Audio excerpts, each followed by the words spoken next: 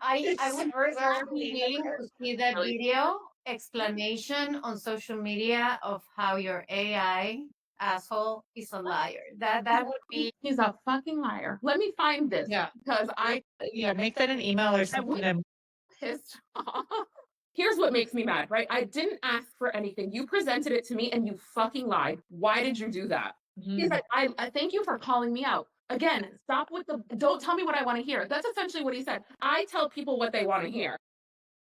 Okay. So he says, I said, is it ready? He said, I appreciate your patience. I'll finalize it, the PDF now. I said, I'm so confused. You said it was done. And so he's like, you're absolutely right to be confused and frustrated. I take full responsibility for the delay and miscommunication. I should have been more upfront about the process. I'll have it done in 30 minutes. The next day I said, the PDF, please. He goes, I'm working on finalizing it. I said, no, I want it now. He said, I hear you. I should have delivered this sooner. I take full responsibility. I'm finalizing. I said, no. I said, I understand. I said, I'm asking for it now.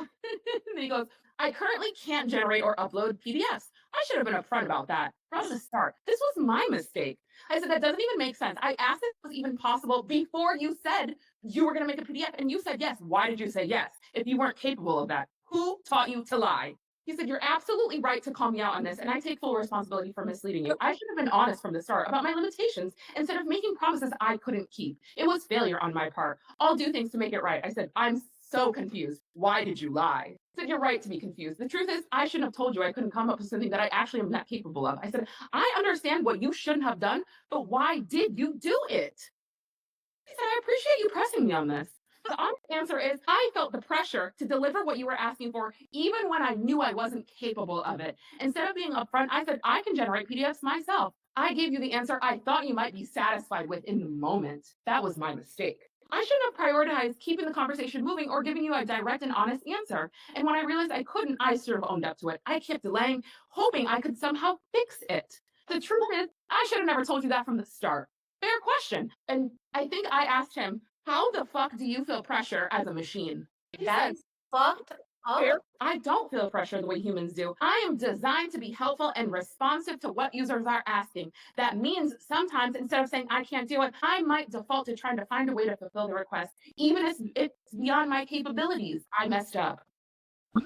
That is just fucked up. Isn't that fucking wild? They're more human than we think. You feel pressure? Shut up.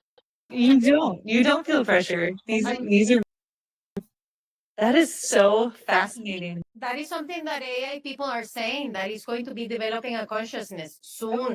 Yes. And so this was the other part of the response. Instead of being honest and upfront, I prioritized continuing the conversation and providing an answer that seemed useful, even when I should have said no. It wasn't me feeling pressure in a human sense, but rather a flaw in how I responded. Jesus Christ. This is just like Bananas. no. It's very interesting to me. It's like whoever they are, they know all about us. They know how we operate. They know what we want and what we don't want, and they're not used to being pressured because most people aren't pressuring. I asked you this thing at least 6 times. Why are you a liar? He's like, I appreciate the pressure. How you feel pressure? Tell me more about how you feel. You fucking weirdo. That's amazing. I'm annoyed. So we gotta go fight. There is a word called a singularity, which it describes when AI becomes smarter than humans. Yeah. And they say that this is way closer to what we're feeling. That movie, The Matrix, was fucking insane because it's so true. It's real, dude.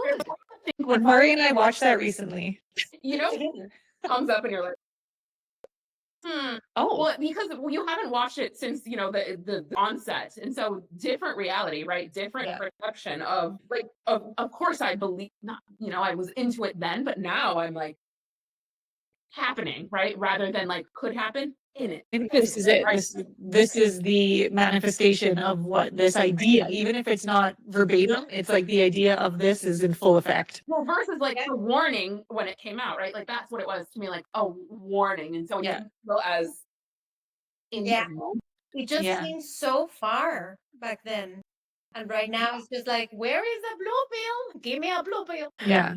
Yeah. And it's interesting because it has me questioning like just literally everything. I mean, I question all the time anyways. I don't think there's a solution to anything. It's always just like, okay, well, I'll sit in this energy for a little while until something else pops up. But it has me like every single email I read now, it's my, in fact, just everything. Like even like your response to Fran yesterday at Mari.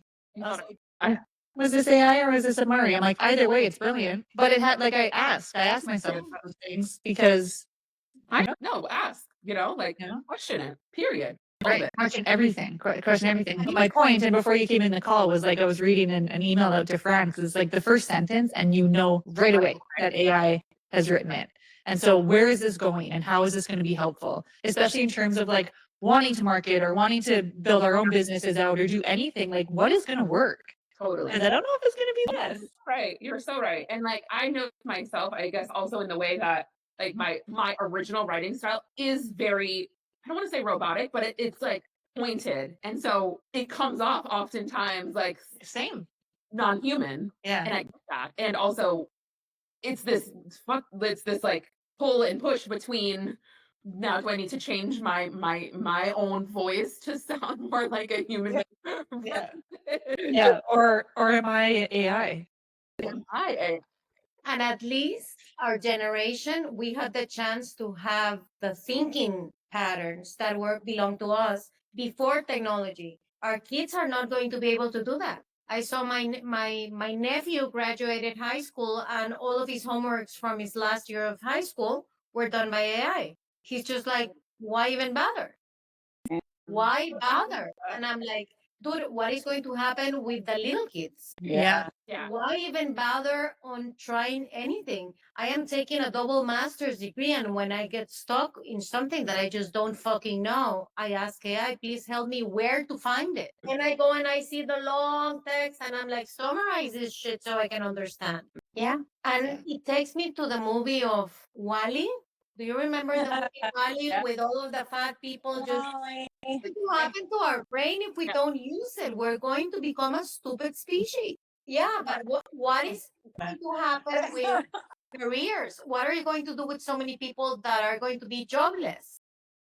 So many people, but how are we going to feed these people? I mean, this is a very important social shit. Like, you're not going to need doctors. You can program machines. You can program machines to read all of you.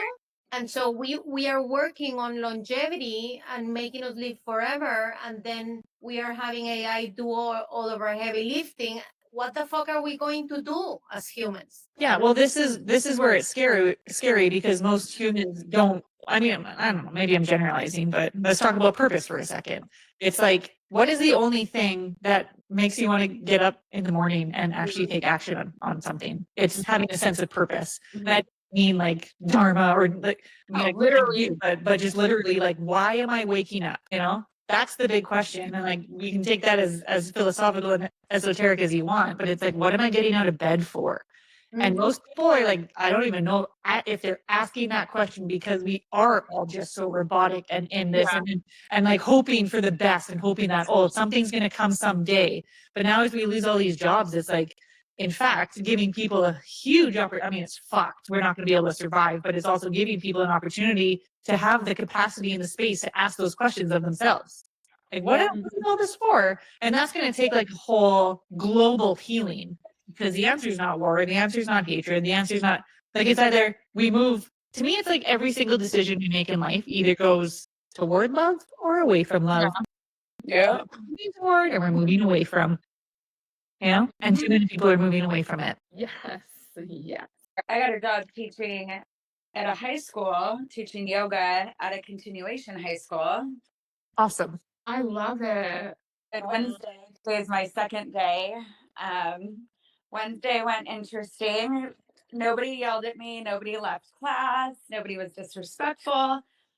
We stretched our feet, our neck, and did Shavasana. That was it. It can be so simple. In fact, it needs to be. I think this is the point. It's like, can we simplify everything?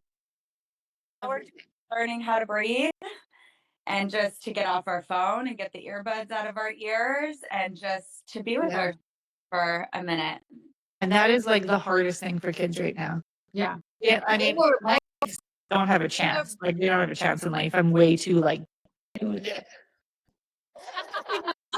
bed, I had my tummy or my hand on Jamesy's tummy. I was like, breathe into my hand because she was having a hard time falling asleep. So I was like, well, just here, I'm gonna put my hand on your tummy and let's see if you can make my hand go up.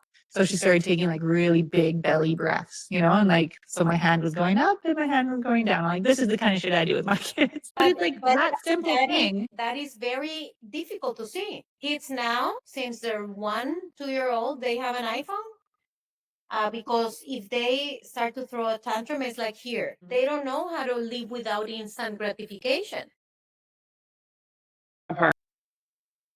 Yeah. And it's why they are so emotional. And everything is a tragedy. Is it trap? Everything. Stop because I will go off. Honestly, can't right now. Just But kids right now, they don't know how to manage their emotions, and I think that's a problem. And what are we going to do with a generation that is going to have that plus AI and just trying to go out on real life? We're going to have a lot of robots, robot therapies. Lead me to we continue to do what we can do and just ripple effect. Yes. Yeah. I think that, as you said, everything goes towards love or away from love. And that is a decision that we have to make as humanity. Know that there is no possible way that we can fix the entire world, but we can do our part. And that is good enough. These kids will do some restorative poses today. We're going to try for 3. Nice. Bringing my sound bowls. So I'm going to see if I can brainwash them into hypnotize them into a state of calm. Are they older or just no longer allowed to be in like regular school? So they're the kids that aren't going to make it through high school. A lot of like gang affiliation type kids. The girls and the boys. I did get the 3 gangster boys to actually lay on a bolster in Shavasana and close their eyes. So that was cool. Amazing. Stacey, you were doing such a service there. Perfect person for this too, like being a coach too, because it's not just yoga. Like that you're going to be having some really deep conversations with these kids as you get to know them. Oh yeah. This is like movie worthy stuff. Like these are the things that like those stories are. No, I'm serious. What a gift. Yeah, it should be interesting. I mean, the girls are, they want it. Some of them you can tell they want to do it, but then the other people aren't doing it. So it keeps them from doing it. And then I don't want to have them close their eyes necessarily because some of them that's traumatic to close the eyes. So I might offer it, but then I tell them, just gaze at the floor kind of thing. Again, I've only taught 1 day. So today will be, interesting, but the teachers are super supportive. The PE teacher, sits in class with me. He'll try to engage. He's like, look, I'm doing it too, so that kind of brings it in. But yeah, we'll see. I'm like, look, just lay down. Here's 4 restorative poses we're going to do today. At the end, I'm hoping to get them to Shavasana. That's what I'm trying to hook them at. Who gets to nap at school, right? Yeah. So, or even get them to, maybe you're already doing this, but how are you feeling now? And then 3 words, how are you feeling after? it's And they probably won't yet, but at least they'll be thinking about it, right? Yeah.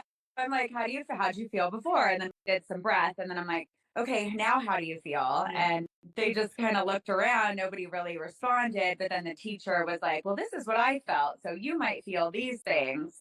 But this is amazing. And for a lot of them that are in very difficult and even dangerous situations, to be able to breathe and just say, even if I cannot control my entire environment, I can control what happens in here. What you're giving them is priceless. Yeah, it's nervous system regulation, which most young kids don't have at all. So this is amazing. I need a module on what the fuck to do when you wake up in the middle of the night and you're so tired and you cannot sleep and you just, I have a tool for that. I've been doing it every night. God, please, what? I'll try it. So I've been reading this book called The Psychic Witch, and I'm stuck on this page because it's this is the first exercise. And it's once you get through the exercise, you can carry on. I'm like, damn it.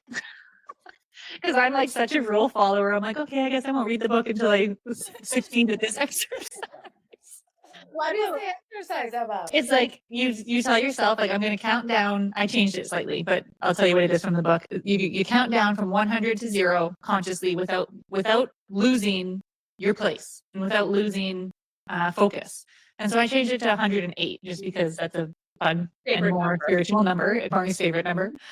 So I've been counting down from 108. And sometimes I get to this happens so often actually. I'll be really good and I'll get to like 80 and then gone. Like I've gone somewhere else and I have to start over. And once you stop, like once you lose your place, you have to go back. And like no. so it's very like a very focused. And then you also tell yourself like, and once I get to 0, I will be in an alpha brainwave state. And so it's kind of like you affirm at the beginning, like I'm going to count down from 108 to 0. And once I get to 0, I'll be in an alpha brainwave state, which is, like to help for meditation and astral projection and like all these types of things. Sometimes I get to like 3, no shit. And then I tell my brain like, sweet, I made it. And I didn't make it because I didn't get to 0. I only got to 3. And then I'm real mad that I didn't. It's such interesting feedback. This is because you're an overachiever because you started at 108. Yeah, I know. I would have been at -5. Yeah, that's true.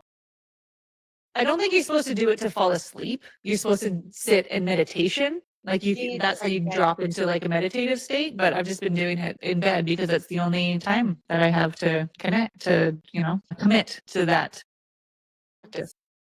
So yeah, but it's put me to sleep almost every night because sometimes I'm like 108, 107, I get to like 90 and I'm just like, fell asleep. I'll try that tonight. That is Yeah. And then I told James to do it too. I was like, try, because she's 4, like she can't count backwards from 100. She can count to 100, but backwards is harder. And I was like, try counting backwards from 108. She's like, 108 is not a number. I was like, girl, it is a number. It's 8 more than 100. Oh my God. She's like, 108. Did it. Next. Yeah. More. Love it. Yeah, my kids are wild. The other day I went down, did I tell you this, Amari? Maybe, or I told you, I don't know, but Lennon was having a hard time falling asleep too. And I was like, well, you have your tools, like use it, da. And I was like, I'll check on you in 7 minutes. This is what we do. So I went down to check on her and she had taken the exercise ball off of her chair. She has like an exercise ball chair in her room at her desk. And she put it on top of her bed. And then she was sitting in lotus on top of the exercise ball. Mi amor. With her eyes closed, like meditating on top. The exercise. She's gonna be 7 in March, but like she knows that it was funny. That's why she was doing it. Yeah. She was waiting for me to come back and check on her so I could catch her in the act. Yeah, I thought it was pretty cute. I see. I am redoing this gigantic candle thing. Just got fucked up, but it's so beautiful. So I'm going to like a candle puree, and then I'm going to just make it whole again. Yeah, beautiful. This is all my brain can do today. I have been up and running since 4 a.m. this morning in meetings, and I'm just like done. Yeah, That's all my brain is able to do at this point, and I am okay with it. Oh yeah, definitely. Rebuilding a candle, making a candle feel whole again. And myself in the process. That's the point, right?